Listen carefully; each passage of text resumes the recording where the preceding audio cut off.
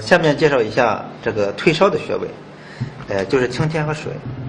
它的位置呢，就是在我们的前臂内侧面，从手掌的掌横纹，然后沿着前臂的正中线到达这个肘部。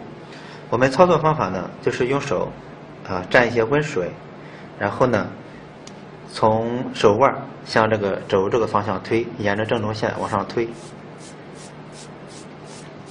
青天河水对所有的发热呢都适用。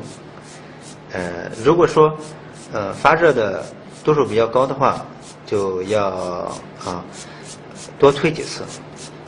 推青天河水呢，推的次数呢往往是100到500次，越小的宝宝呢推的次数越少。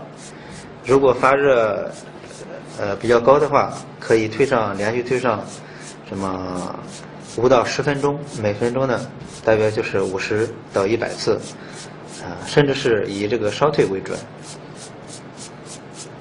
大家注意一定要蘸上温水，这样会加强一下退热的效果。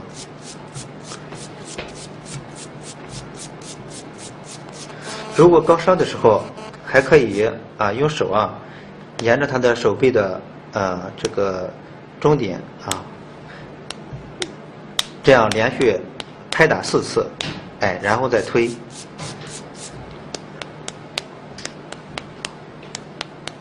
这个也叫做打马过天河，对治疗高烧有作用。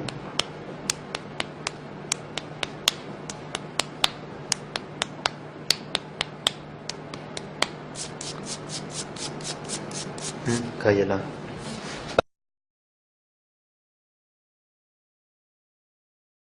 然后沿着前臂的正中线到达这个肘部。我们操作方法呢，就是用手蘸一些温水，然后呢从手腕向这个肘这个方向推，沿着正中线往上推。青天河水对所有的发热呢，连续推上什么5到10分钟，每分钟呢大约就是50到100次，甚至是以这个烧退为准。大家注意一定要蘸上温水，这样会加强一下退热的效果。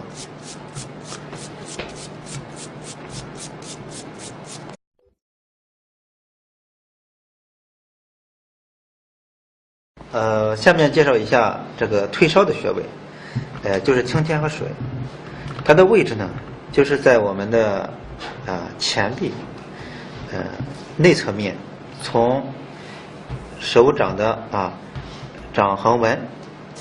如果高烧的时候，还可以用手沿着他的手臂的这个中点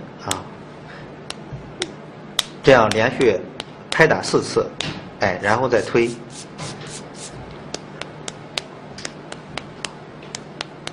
这个也叫做打马过天河，都适用。